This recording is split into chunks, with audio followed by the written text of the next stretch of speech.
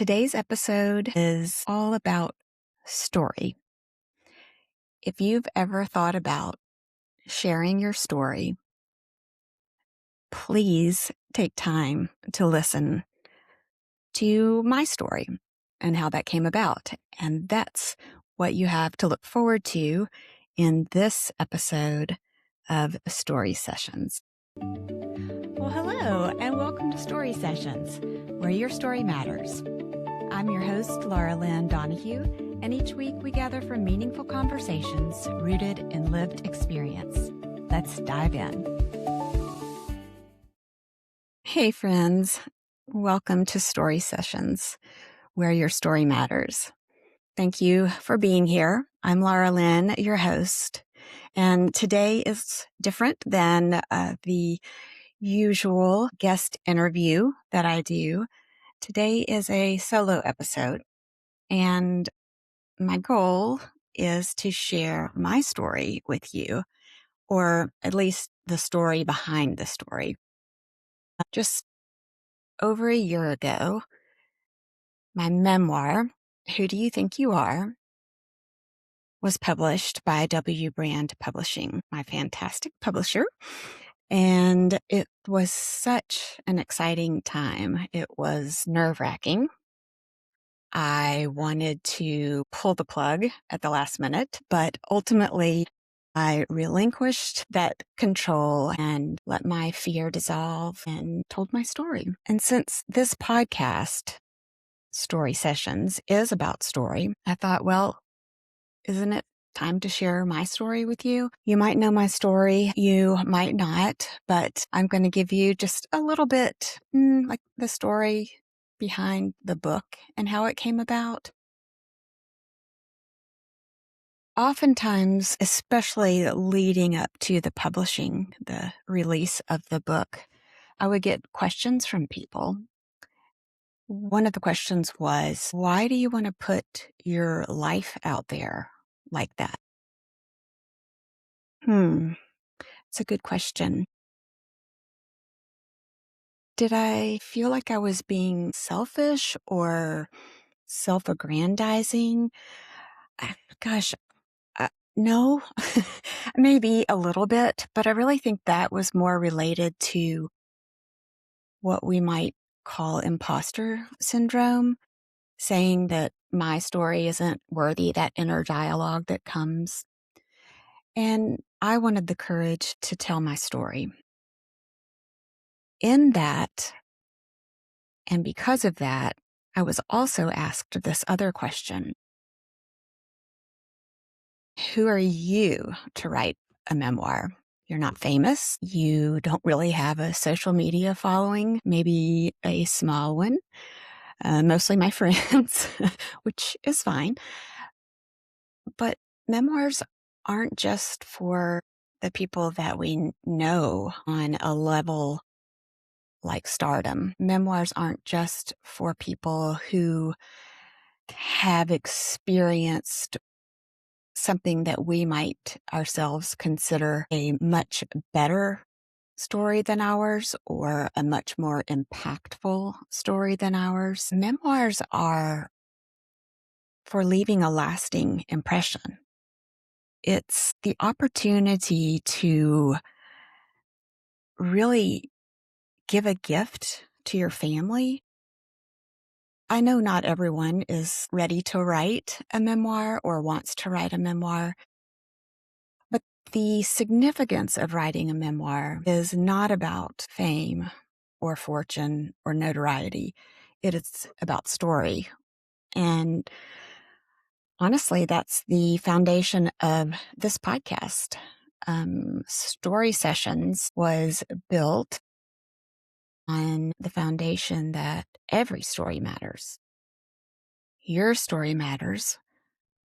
It's worth telling, whether you tell it in a book or whether you tell it in a group or just with one other person. Your story is important. For me, writing has been probably the most thorough way for me to process. Some of you may feel completely differently. and that's okay. I'm not saying that I write everything down or that I have a lifetime of journals. I do have journals, but I'm not a consistent journaler. I don't know exactly. I'm not one who consistently journals. I sort of go in fits and spurts. But anyway, when you write a memoir, it's different than journaling, right? It's more of an invitation.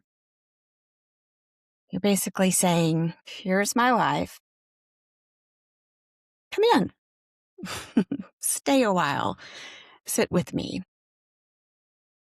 So before I even knew that it was going to be a memoir that I wrote, I knew that I wanted to write a book.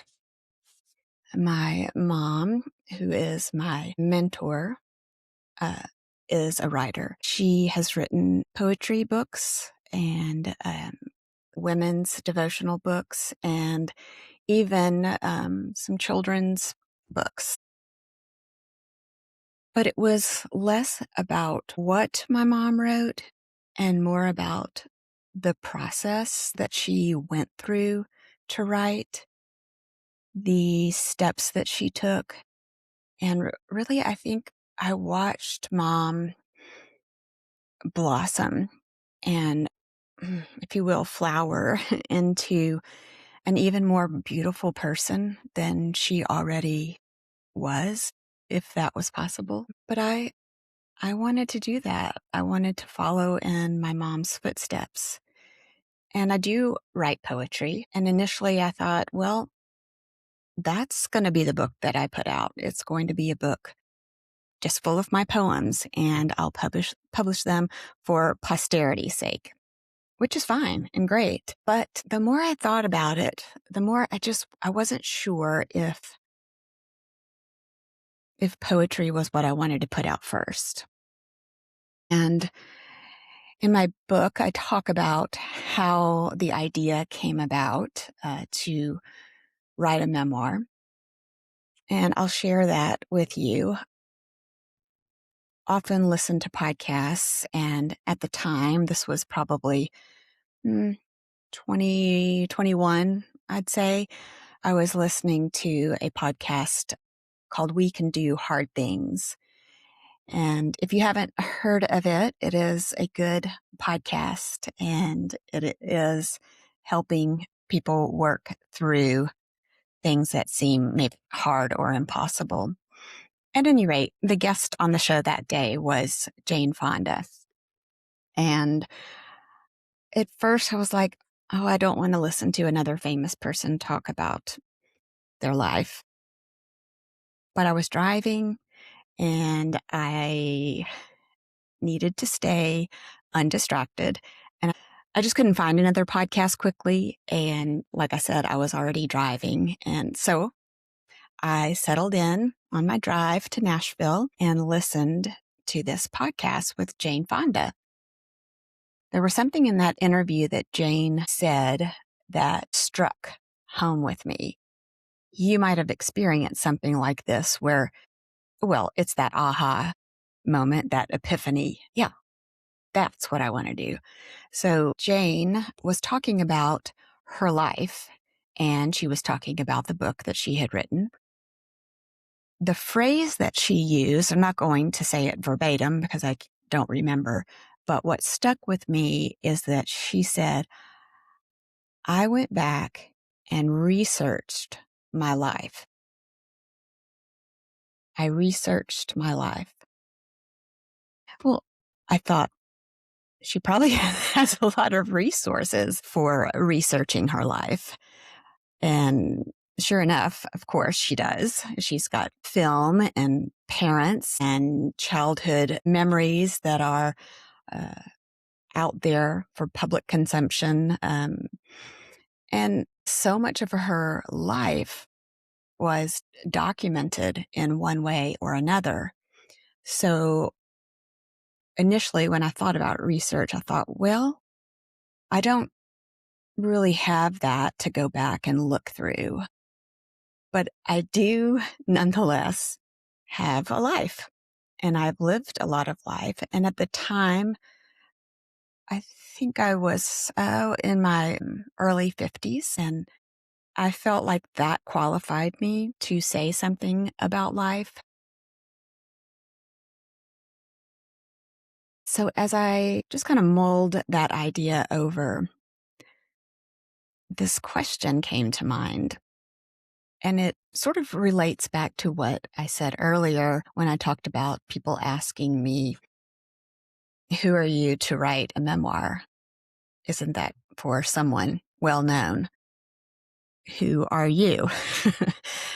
So the question popped into my head, who do you think you are? And I thought, well, what if I turned that phrase, instead of making it a question aimed at me, I wanted to turn it inward. And maybe you've had this question pointed at you. Who do you think you are? That feels very judgmental. And that's not the kind of question I wanted to ask. I wanted to take it from a taunt to really an invitation. Because I think that the question, when it's asked with love, is one of the most important questions any of us can sit with, contemplate. And,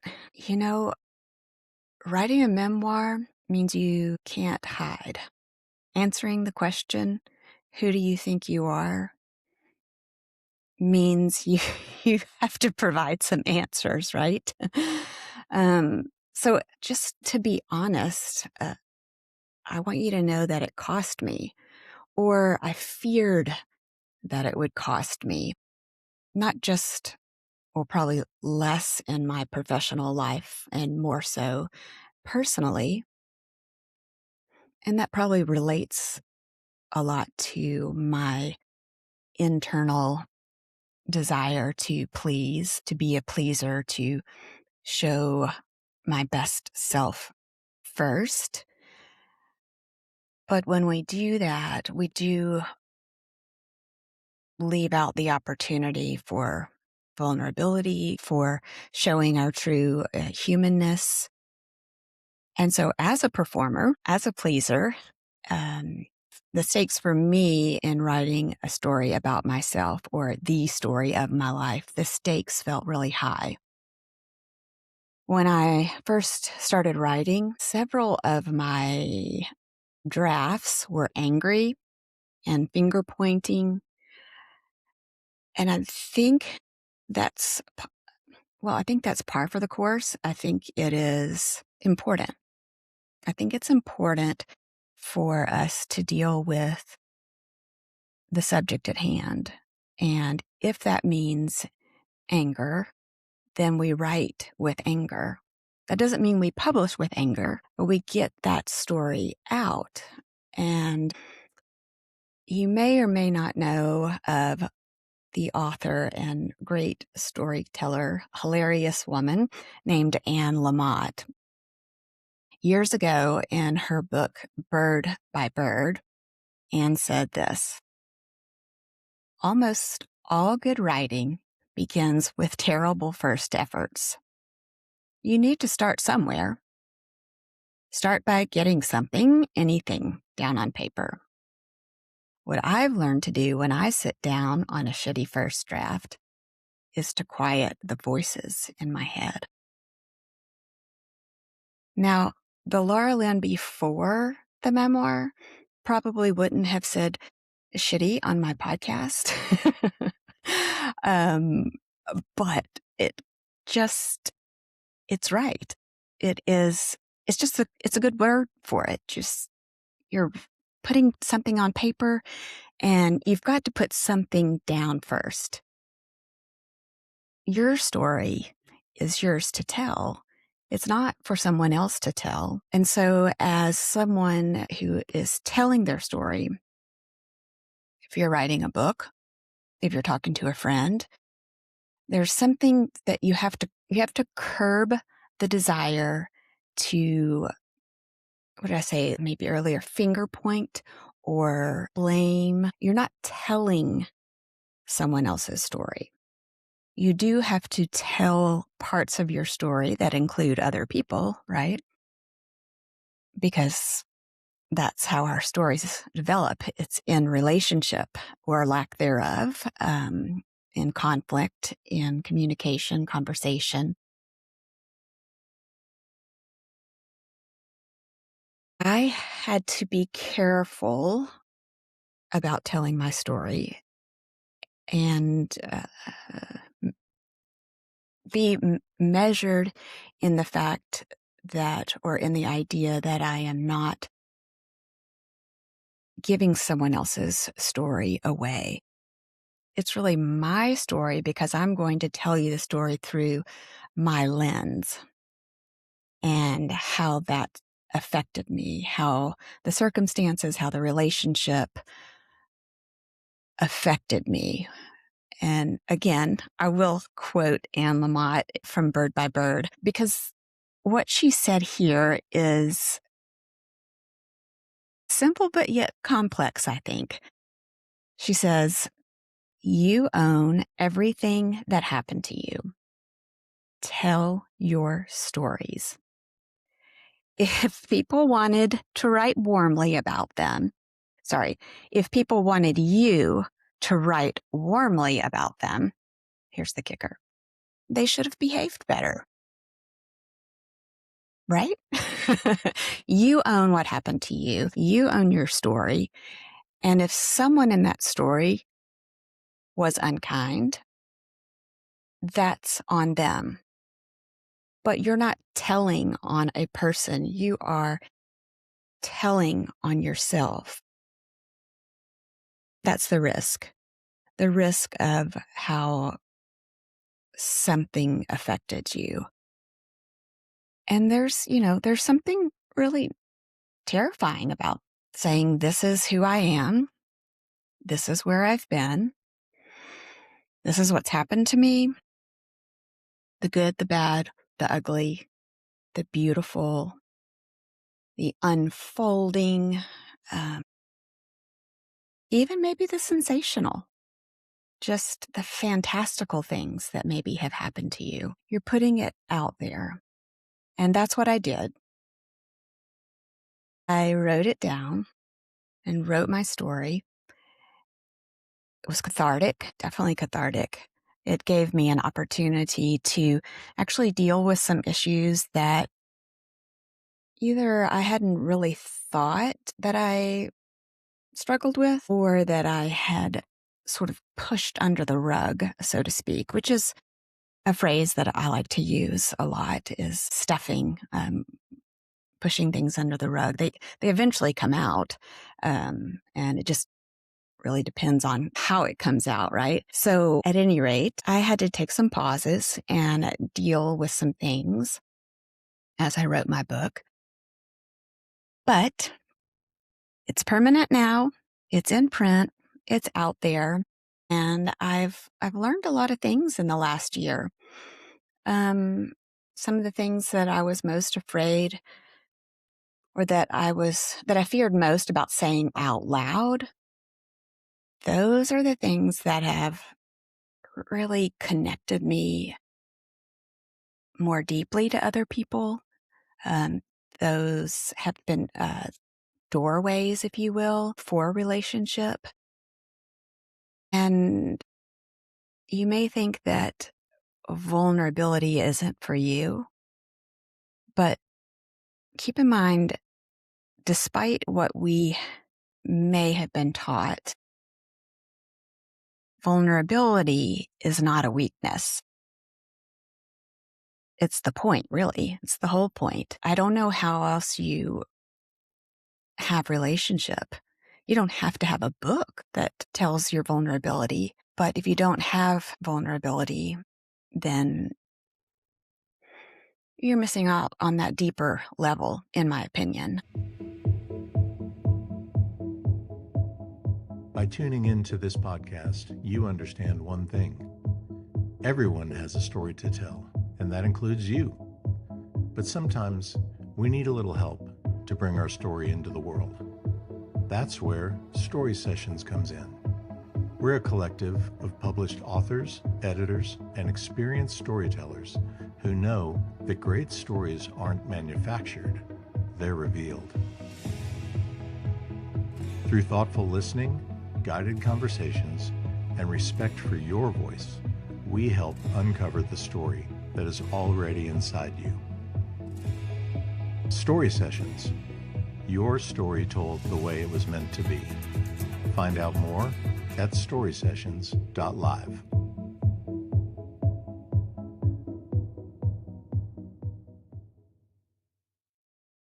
So there it is. The book's out. It's been a year. And yeah, I was pretty vulnerable. I was as vulnerable as I could possibly let myself be.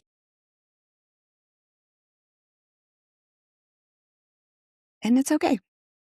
I want to tell you a little bit about what the last year has been like. Having a book out, being an author, is or has been really, really one of the greatest experiences of my life.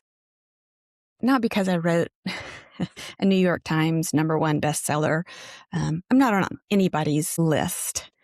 I'm certainly not in the top 10 or 100, or I don't know. I might occasionally be in the top 1,000 on an Amazon list here and there. But that wasn't what I was writing the book about, right? So some things that have happened to me because of the book are these. One, I moved to a new town just about 30 miles south of where my husband Don and I and our children had lived for about 28 years. And there was a struggle for me in this new town, finding friends and getting to know people. Long story, but that's in the book, so you can grab your own copy and read a little bit more about it. But what I'll say is, because of my book, because I released that book while I lived here, it gave some of my newer friends an opportunity to really know me because they read it. They honored me by getting a copy of my book and reading. Now, the thing I didn't think about was that I didn't have anything else to tell them. They had my book, they had my stories, and oftentimes I found that I was retelling a story that I knew they had probably read in the book. And so I've had to come up, I've lived another year of life, so I have a few more stories, but I'd like to read you a quote by one reader. Her name is Jo Swan, and I met her at the Tucson Festival of Books in March of 2025. And she left this review. She said, "Laura Lynn, I just finished reading Who Do You Think You Are? And found the answer to that question to be a reflection of both who I am and who I am not. I'm grateful that who I am is fluid. When change leads to growth, it results in a kinder, more anchored, and peaceful version of myself. I too am drawn to authentic relationships and greatly admire and value genuine people. I love humanity in all its I love humanity in all its complex messiness and imperfections." Wow.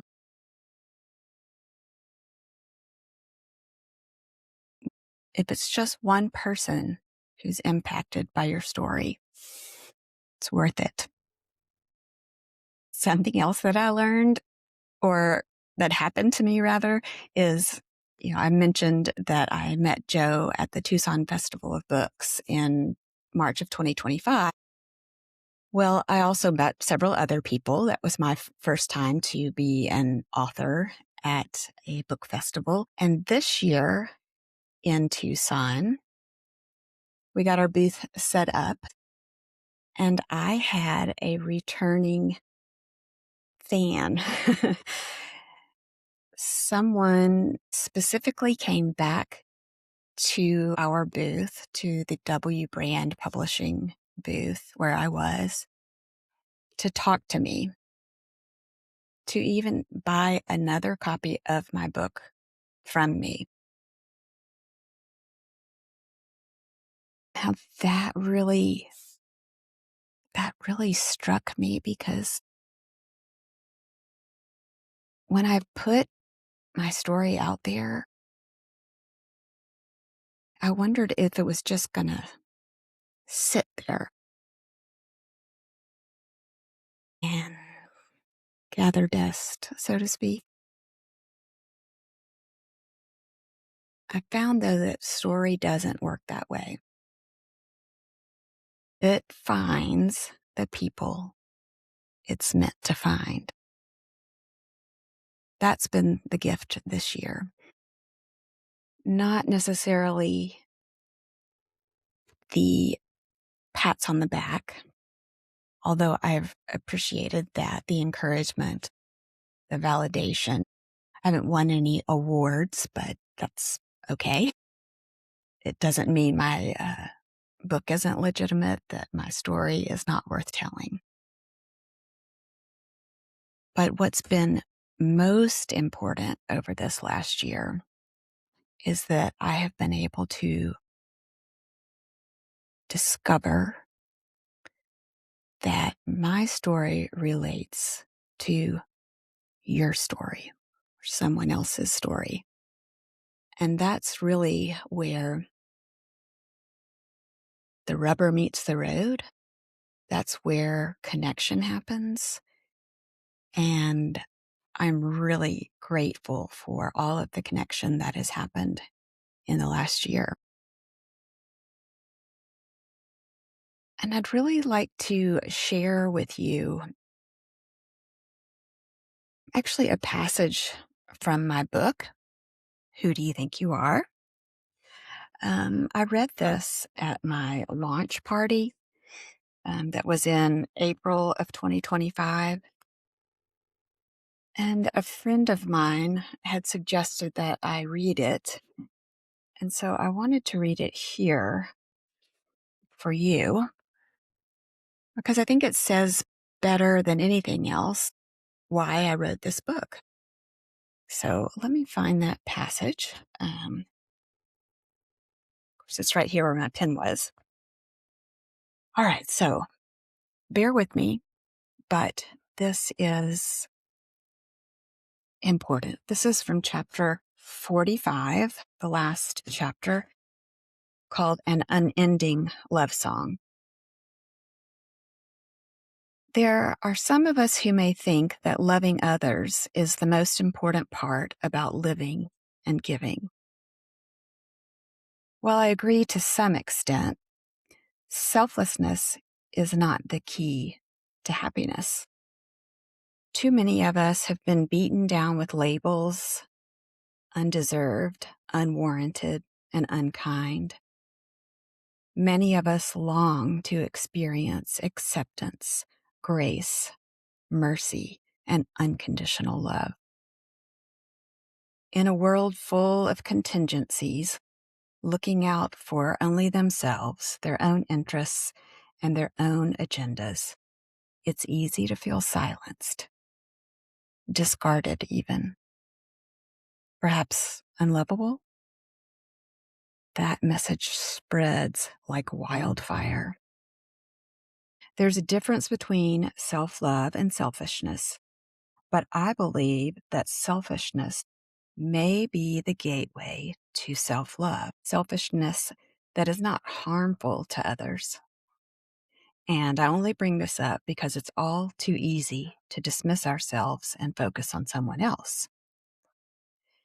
The irony, though, is that it's very difficult, if not impossible, to love others well if we do not love ourselves.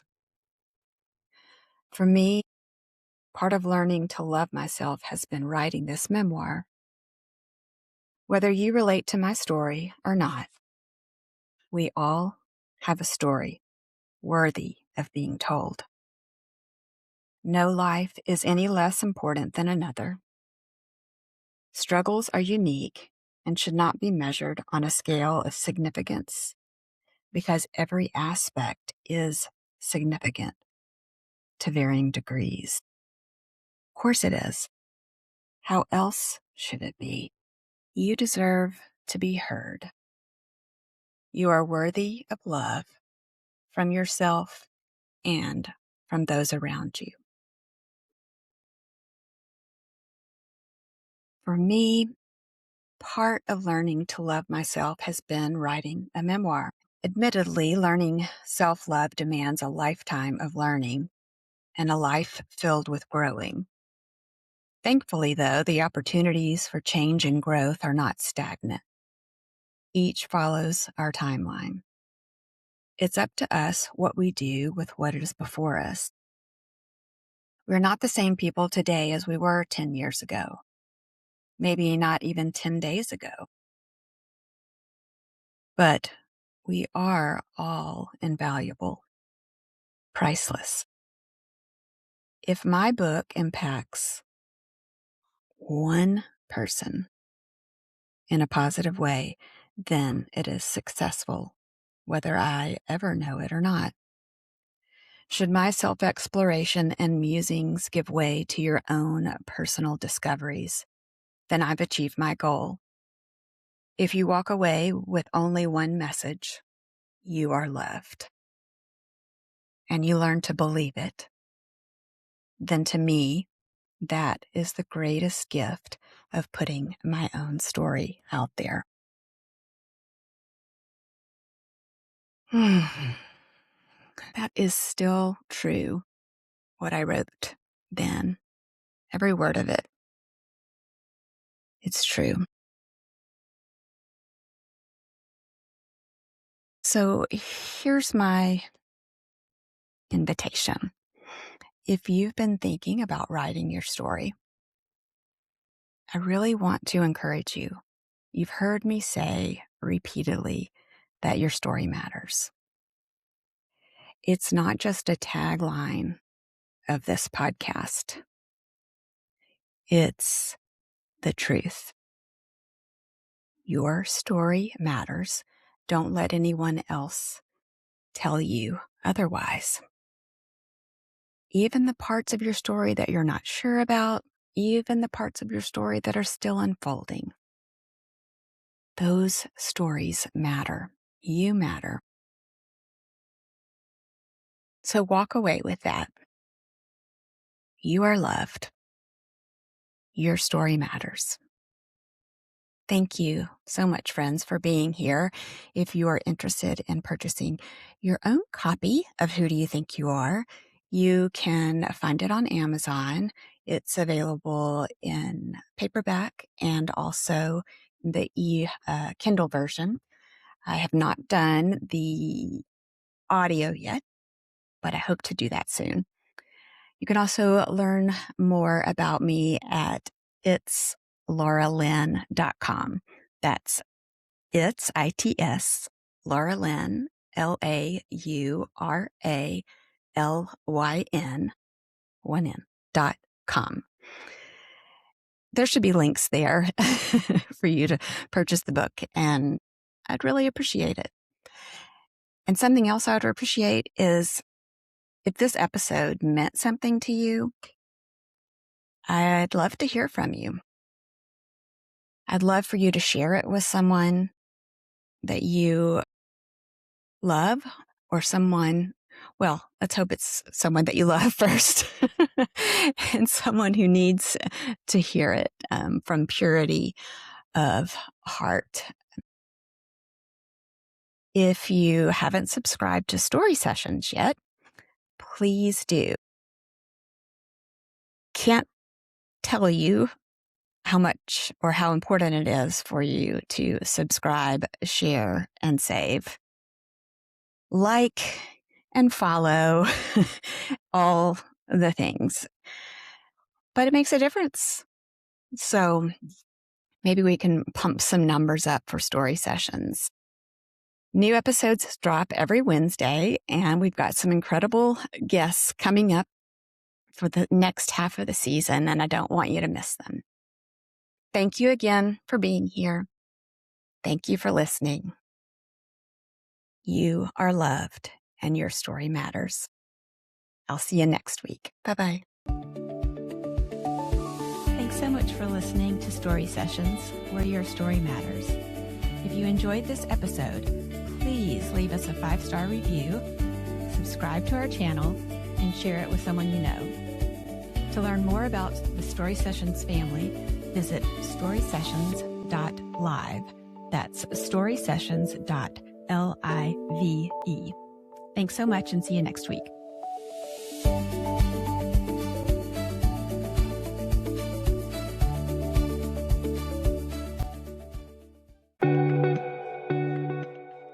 Every story moves through stages, and Story Sessions is built to meet you at each one. Start with a focused discovery session to uncover your story's arc, and then move into a guided series that sharpens your voice, your positioning, and your path forward. And when you're ready, step into launch with expert coaching to help your story land with clarity and impact. And sometimes, when a story truly stands out, we don't just help guide it, we publish it. Find out where your story starts at storysessions.live.